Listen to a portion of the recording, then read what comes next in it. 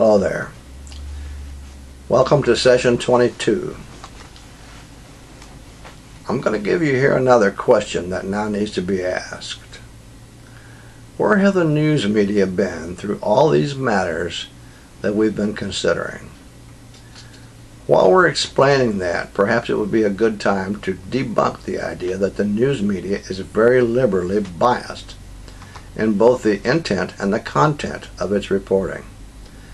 As long as the news media are not totally parroting the political line of the complaining party, the party that claims that the media is liberally biased, or if the media isn't rallying around the conservative agenda, then undoubtedly from the conservative's point of view, the media must be biased toward the liberal point of view and against the conservative point of view. If it weren't so tragic because of the large numbers of people who actually believe it, it would be laughable. If a few in the media should even try to be the least bit objective, which happens all too seldom, then of course they're once again labeled as biased. This is the same news media that has such a huge percentage of itself controlled and owned lock, stock, and barrel by a few of the very largest corporate conglomerates in the United States and around the world.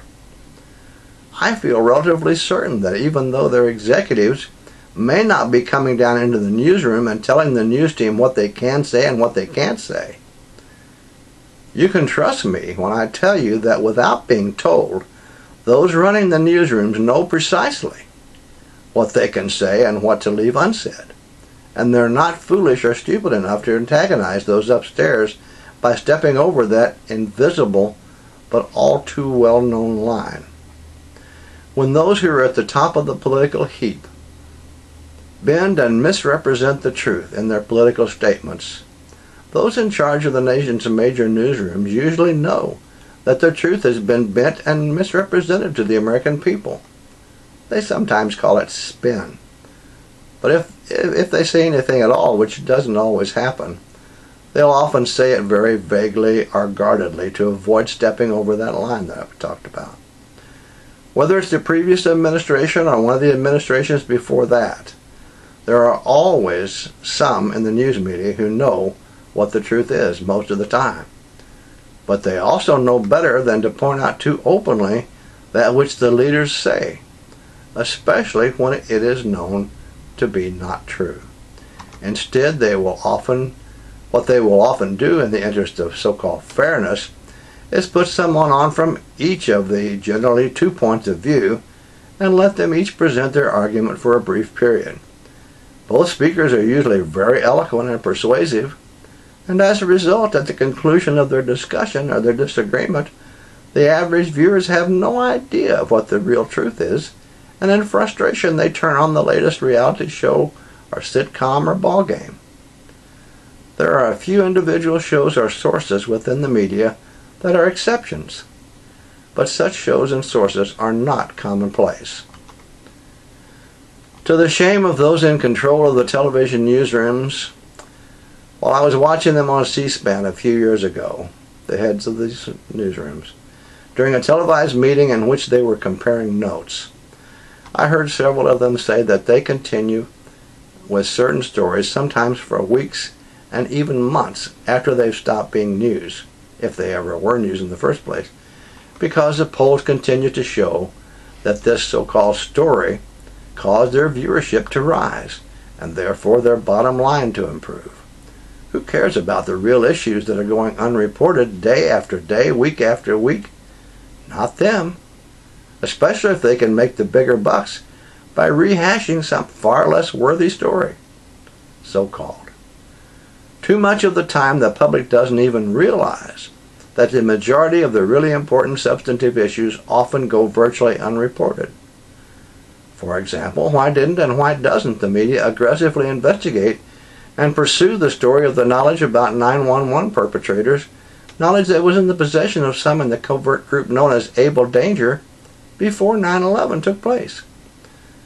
After several members of that group, they were officers of that group, made very distinct statements to that effect, Congress supposedly investigated And it came back and said there wasn't anything substantive to investigate further, and suddenly nothing more was heard about the matter.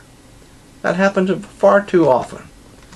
It's sad also that too often, too many in the viewing public are happy if they can hear today's soundbite, catch up on the latest scandal, watch the more recent reality show or sitcom, and see that night's ball game. As long as they can be kept content through this entertainment, some of which definitely appeals to the lowest common denominator among us, then they don't see any reason why they should be clamoring for change. At least not real change, and perhaps not any change at all. Unfortunately, what they don't know is hurting them. It's hurting all of us in very significant ways. Excuse me. One can sometimes gain greater knowledge about how some of these problems have manifested in our society by selectively reading newspapers or by selectively watching certain shows or channels on television. The local, national, and international newspapers can be a source of worthwhile information if one reads selectively and carefully. And you can do this online sometimes. The New York Times, the London Times, the Los Angeles Times, and the Times of India, among others, are available online if one has internet access. It might be interesting to see comparatively how each of these papers treat the same story. I often benefit also by watching on television those shows or channels whose content generally includes a subject of civic interest. There are only a few that I know of good quality, and of these I consider PBS and C-SPAN to be among the best if the viewer chooses selectively. I also recommend selective viewing on Link TV. I believe that it's still channel 9410 on Dish Network and channel 375 on DirecTV. And I also suggest selectively watching FS-TV, channel 9415 I believe on Dish Network, and channel 348 on DirecTV. For those who watch PBS, you're already aware that they're continually airing many excellent documentaries, as well as evening news and other programs that inform and educate the viewer in many areas of public interest.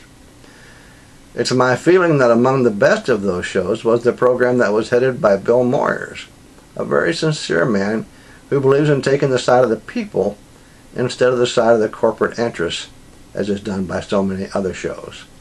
Sadly, his show ended in April of 2010.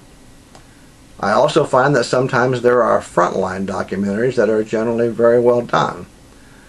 I also found Dennis Holy's show, This Is America, to be very worthwhile, especially before it was changed from a one-hour roundtable type discussion format to its present format.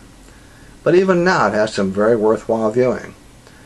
I must say that I also find the Charlie Rose show to be very enlightening from time to time, depending on the guest or guests.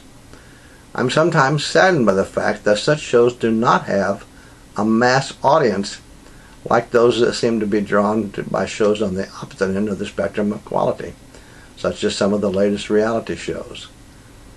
The host of the shows mentioned earlier, with worthwhile information and guests, have the ability to provide extremely important information in a format and manner that are both interesting and worthwhile, and that can go a long way towards helping to educate the viewers about the problems and dangers that are present as a result of what's happening in our country. That is, if you watch judiciously. Unfortunately, the show that was headed by Bill Moyers, Frontline, some of the guests on the Charlie Rose show, and Dennis Holy's This Is America seem to be only some of a very few voices crying out in the broadcasting wilderness from PBS. And I found little, if anything, similar on mainstream television. Even further from the TV mainstream, but still at times very enlightening, are certain shows on FS-TV, Link, UC-TV, and UW-TV if the viewer is selective and if you watch judiciously. These channels also are certainly worth checking from time to time, and I encourage you to do so, selecting those shows which are of interest to you. You can sometimes learn a great deal on Democracy Now! With Amy Goodman and on The Thom Hartmann Show. Those are on FSTV. And Democracy Now! Sometimes on Link. There are also numerous worthwhile documentaries that will enlighten you in a number of areas of interest. As with any media, I don't always agree with everything that the newspapers as well as the television shows and channels that I've mentioned here have to say. But by selective and judicious observation, you can learn a great deal that is very worthwhile, that you're not likely to learn from the mainstream media. You won't even hear about it from mainstream media.